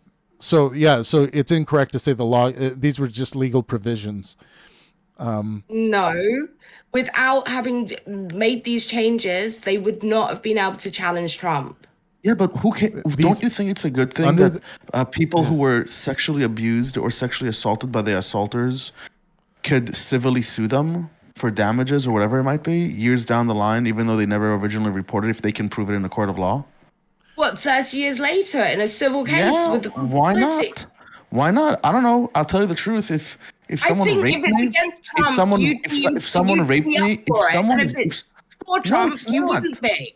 No, you're accusing me of dishonesty. I truly believe that if anybody in this room, as a child, was raped and hurt by someone or sexually assaulted in their mid-20s, and they didn't report it because they were shamed or because they were afraid or whatever it is might have happened, and then years later, even though the person's not criminally accountable, they can show and prove legitimate civil damages, and they want retribution there. I think there should be a precedent for that. But they only did it when Trump was running for president for the second time. So you think it was just because of Trump? They passed a whole law just because of Trump? No. You've got it.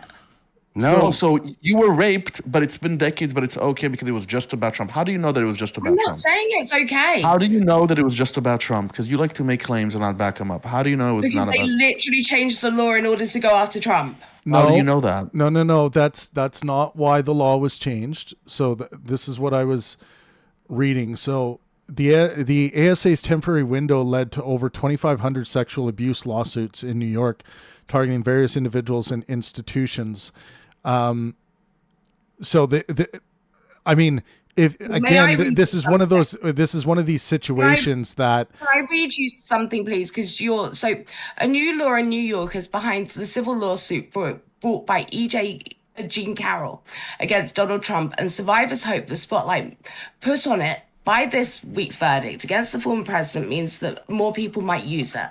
The law opens a one-time window for adult sexual assault survivors in New York to file a civil case against an abuser or institution that protected the abuser, no matter when the assault took place, even if it's outside the statute of limitation. But that window expires in 6 months. They literally changed the law to be able to go after Trump. No, that doesn't demonstrate in a that. civil case where he's never been charged criminally for it. Also, this was enacted in May 2022.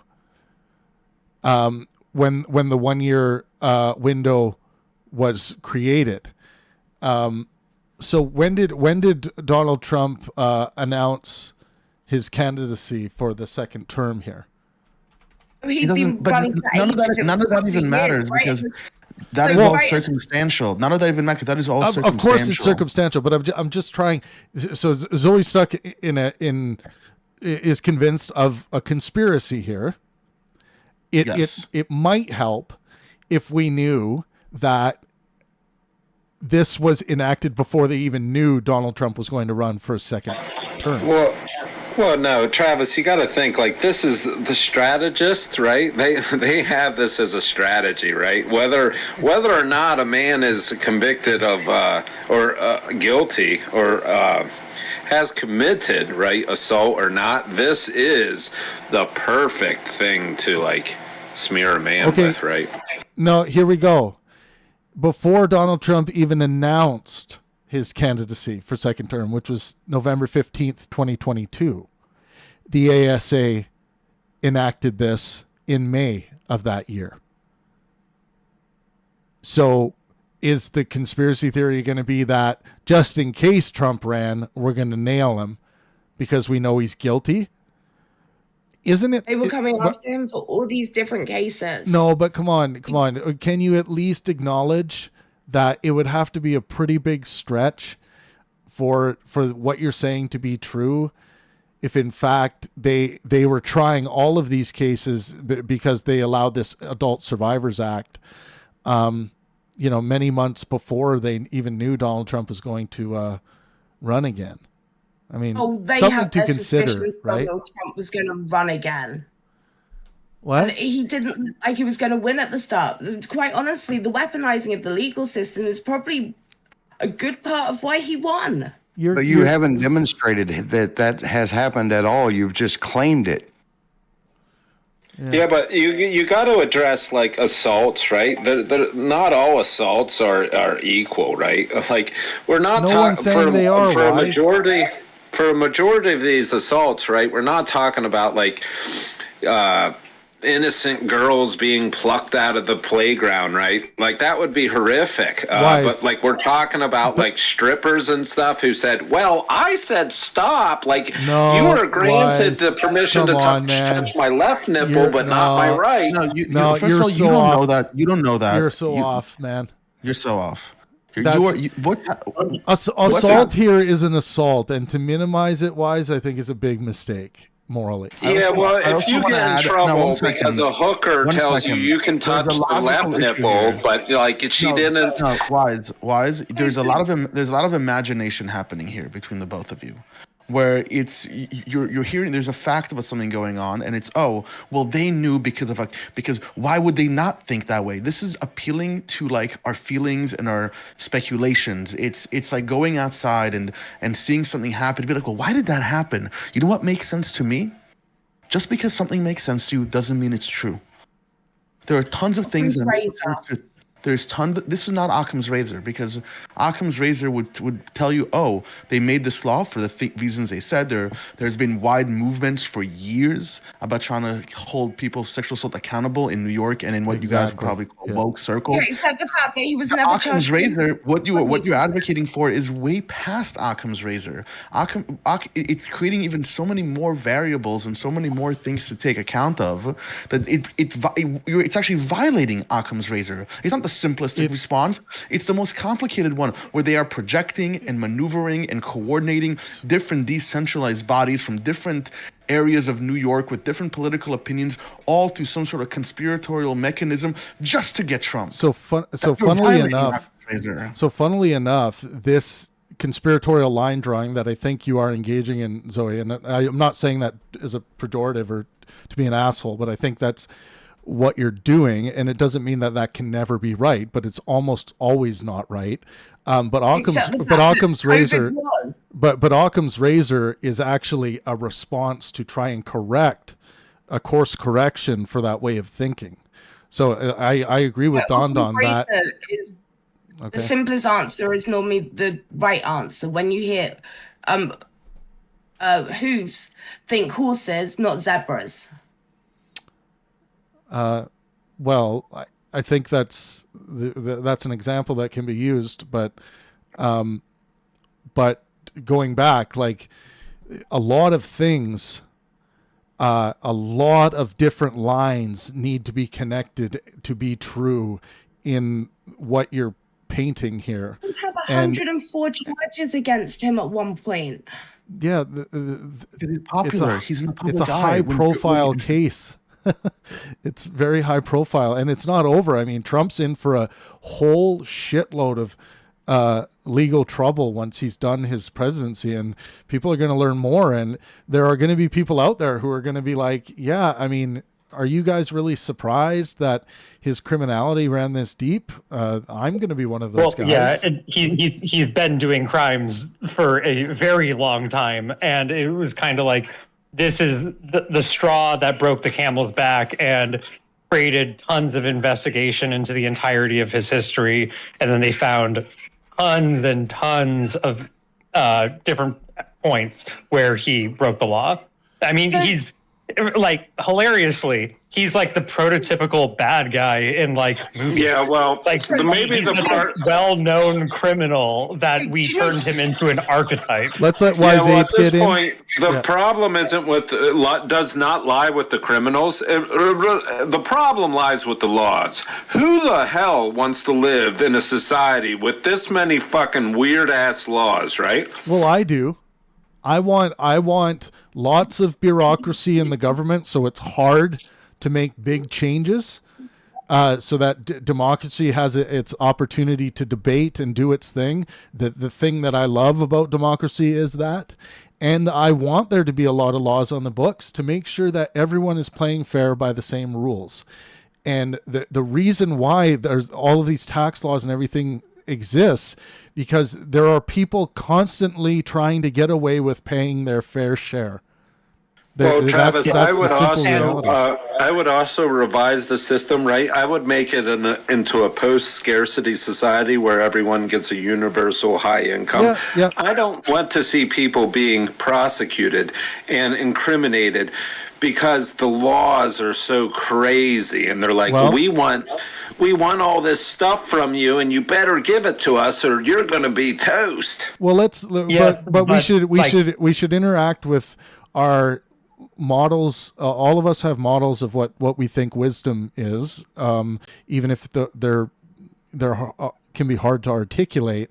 But like these laws are tyrannical. I hate to interrupt, but they're tyrannical. One sec. I ask you, Wise, like, if we're trying to be wise within a democratic system, is it not the wise thing to do to follow the laws, but also understand that there are roots to getting involved in changing things for the better the way you see it?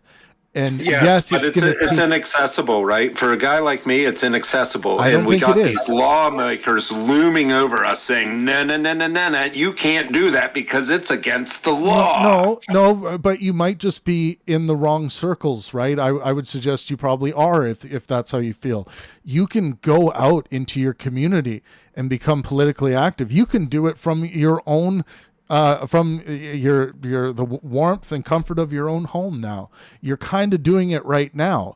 But if you became involved in the online discussions and meetings that your local government must have, or even your local community at that level must have going on at some level, then you can start making a difference within democracy. There's no lawmaker out there that's going to say, you can't be politically active, sir.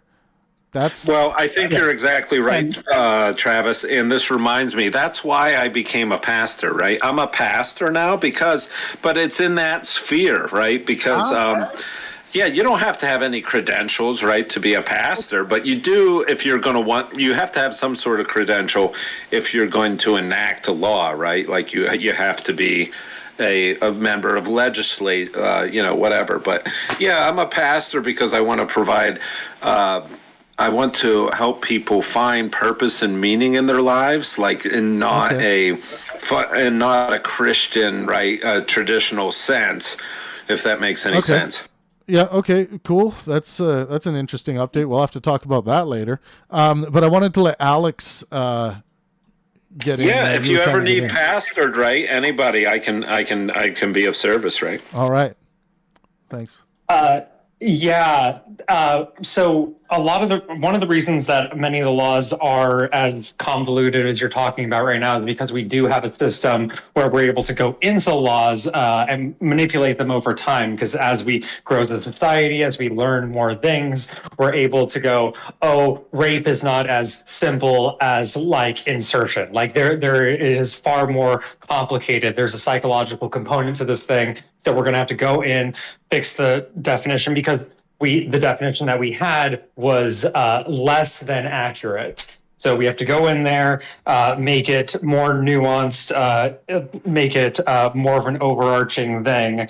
And then we realize, so turns out that this was going on for much longer than we thought, and that it was much more of a widespread problem than we previously believed it was because the definition that we were using was incorrect.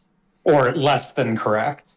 And so we go back and we realize like, oh, okay, we have to now try all of these people that we should have been trying since the beginning, but hadn't because the words that we were using were not accurate.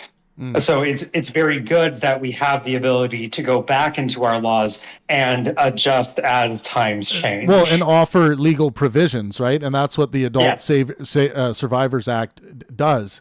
It's just a legal provision that says, okay, you know, taking into consideration the history in here and how hard it has been for victims to come forward, here's a provision. We don't want to let these guys get off, these perpetrators of violence, whoever they might be. Here's a provision. Let's put it out there and see what happens. And I think it's except for the fact that you didn't do it in criminal law. You didn't take him to court for sexual assault criminally. You did it civilly. Okay, so it'd be one thing if you wanted to try him criminally for it. You didn't. You just wanted to put him on trial in New York for something and find him guilty. No, and I'd also like to say that the difference between Democrats and Republicans is Trump might turn around and say, let's put Hillary in prison. But he got into power and he didn't. Whereas the Democrats say, we're not going to do this, we're not going to do that, we're the great people. And then you're the ones who weaponize the legal system. Hillary in prison. Hillary in prison for what? Yeah. So you say yours, like, then you turn around and you do this against us, or does it feel like the people in this room are the people that you're talking about? I feel that you guys are a lot of Democrats, yes. And we could all say that we're not Democrats, but it would still feel like we are. You didn't vote Democrat at the election. I didn't vote.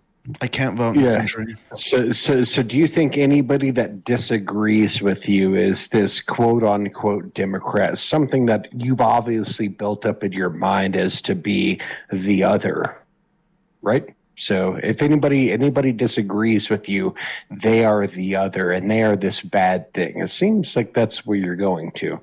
No, you can disagree with me. I haven't got a problem with that. But the fact is... But you use Democrats pejoratively right now. You just use it as pejorative. The fact is, you can't say the fact is, like, I mean, come on, be honest. You can say, like, the way I feel is this. Don't say the fact is.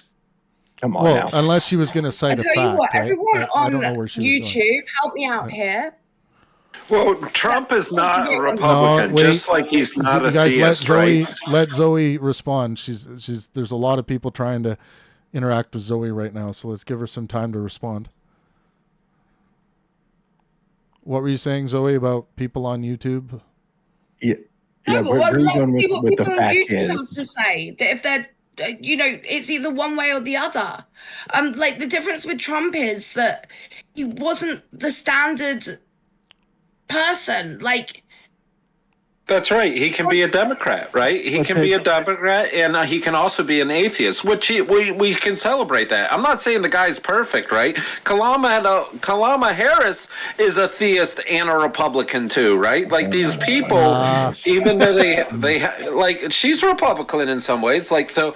I'm just saying, like, a lot of the theists celebrate, like, oh, wow, we have a theist in our presidency, right? He's not a theist.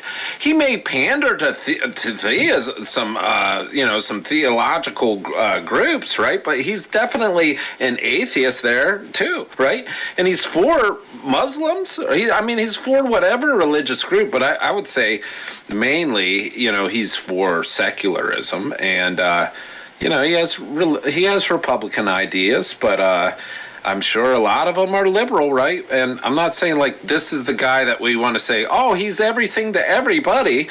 But essentially, in America or in the world, we can find avenues to have, something for everybody, right? Yeah. So what I was trying to say when I was saying you might feel like people in here are Democrats when they're not, but you're still identifying them as such. And what Don was saying is like creating this other that when we say things like Donald Trump is morally bankrupt, and you're saying that you like Donald Trump, I am not saying that you are morally bankrupt because Donald Trump is morally bankrupt. But you also haven't heard me say that I think Trump's the best guy in the world. I've said that out of the two people, he was the better one to win the election. But if I'd had my choice, DeSantis probably would have been the best. That's the but my problem. When I said that I'm not saying that you are a bad or morally corrupt person, you started your sentence with "but." And that makes me feel like it is possible that you think that I am calling you a morally bankrupt person. I am not. I am saying that Donald Trump is, and that whatever piece of you that believes that Donald Trump is a good person, I would really like to understand what that piece of you thinks that he is a good person, but I am not saying that you are a bad person because part of you thinks he's good. He's a true leader. She has never said that Trump is a good person. Yes. So that's one thing. She came in here saying that he's a megalomaniac narcissist. Megalomaniac and narcissist. But yes, I think he showed himself to be a true leader, which is what America and the world needed. And I think that all comes down to Pennsylvania and the way he reacted, because that's a fight mode. You can't change the reaction. Well, as somebody who's a narcissist, can you point to anybody who's a narcissist who's in the history of the world that's actually been a truly good leader? I mean, do we want to look at like Nero? Was Nero fantastic? I think you actually, to a certain degree, need to be a bit of a narcissist to be able to lead the free world. No. That's bunk. Yeah, that's bunk. But there's a lot of people with Trump derangement syndrome, right? Either that support him or don't support him, right? So Trump could use the bathroom in this case, right? A golden bathroom, and his supporters would be like, "I'm going to remodel my bathroom. It's got to be made out of gold," right? And then his people that don't support him, seeing him, they're like, "I'm going to rip the bathroom out of my house. I'm not even going to use a bathroom anymore because Donald Trump uses a bathroom." Well, Wise, I think the Trump derangement syndrome thing is very overplayed. To a point where Sam Harris will use some some rhetoric. Yeah, he was deeply affected by this, right? Well, Sam Harris will use some rhetoric, and he'll use some hyperbole, and he'll use some literary devices, some auditory devices, and some different things, and people will label him as this guy who can't think straight because he's so deluded by Trump. But I don't see that as the case at all. What I see is Sam Harris, looking around at the rest of his countrymen and saying, how do you guys not see that he is this, that, and the other, and how absurdly dangerous it can become if someone like that is in the position of power he has actually found himself in, not only once but twice. It's right. Kind of it's an extreme comedy of errors, and then it's almost unanimously believed amongst Trump supporters, from what I hear, that Sam Harris suffers from this deep Trump derangement syndrome, as though Sam Harris is going around deranged. I don't see that at all. I just see a guy essentially calling a spade and being like, "You're all okay with this?"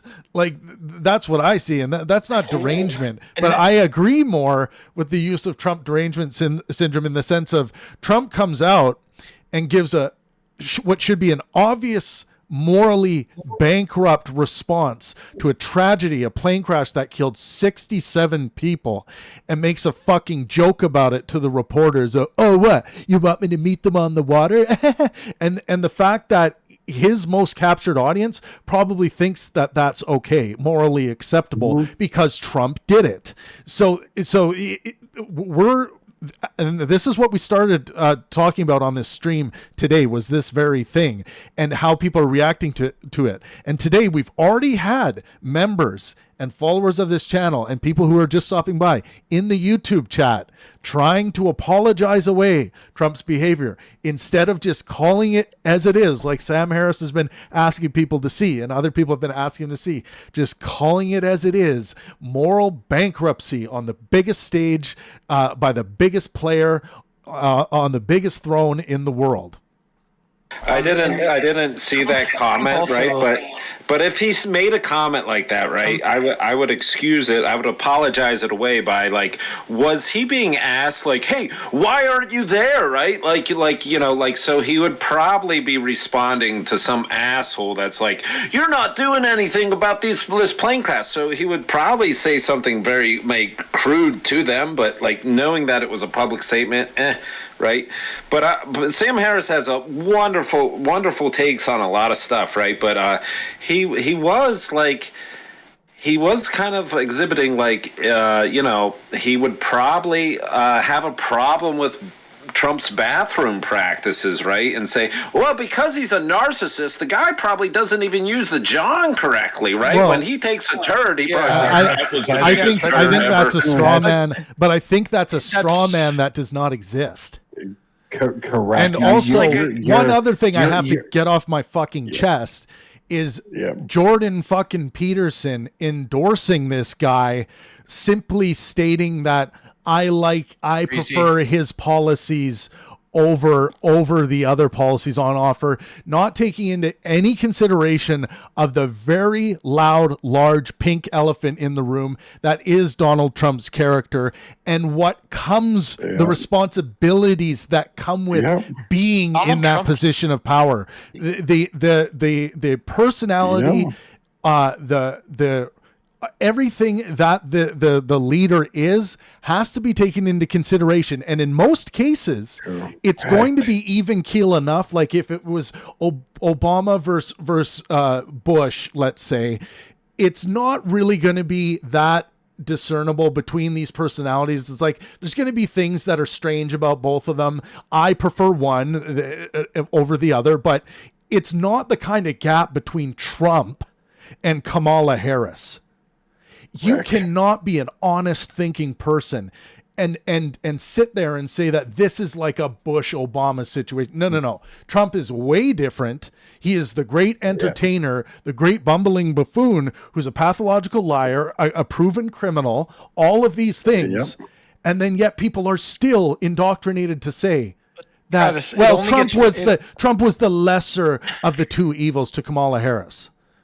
Do you think Trump has worse, the personality of Yahweh? If we look at Trump's actual political career, he campaigned on xenophobia, and Barack Obama maybe wasn't the most cosmopolitan president of all time, but he was generally somewhat cosmopolitan, and Trump directly attacked this idea that we can somehow understand cultural, institutional, competitive differences, those sort of needs and demands that are placed on the United States as a result, and we can somehow find a way to work within that. And Donald Trump went the opposite direction.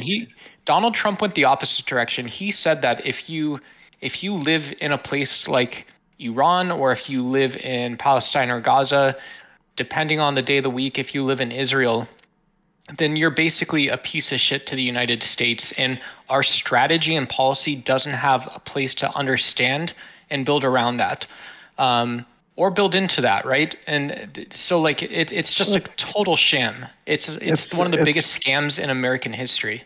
It's not even with Obama. Like, right, you can go back and listen to Reagan's speeches about the shining city on the hill, and compare that to what Donald Trump is saying. And like, if that doesn't open up your fucking eyes to what the fuck is actually going on right now, Jesus Christ. Well, Trump wants us to believe that a little river going town in Tennessee or Kentucky or something like this. Trump wants us to believe that this is like the 100% embodiment of America. You know, we don't have these 20K a year towns still shipping coal out. We don't have Google. We don't have the goddamn internet all around the world. I don't understand any of this. Yeah, so isn't it a bit bewildering? Real quick, isn't it a little bewildering, right? Why Christians would follow Trump, right? Because they have Jesus as their front man, and they think, oh, look, this sacrificial man, right? He's so humble and stuff, right? But when you think about it, who do the Christians really serve? A God that demands worship. This Yahweh character, and Trump is more like Yahweh than a Jesus. You're hung up on Christian shit, though. Well, I'm just saying. Not gonna lie. Like, I mean, what we can look at right now is what Canada has said. Like, they're going to stop like letting electricity flow to New York, Michigan, Montana. Right, like Ontario supplies like the 95% of the electricity to these states in the upper part of the United States, and Trump is pulling some bullshit, and Canada is literally saying, we're just going to stop it. You're not going to be able to get energy anymore. Yes, like, Scott, but this is stupid. It's stupidity to the level that we can't even fucking comprehend. It's but Scott, so dumb.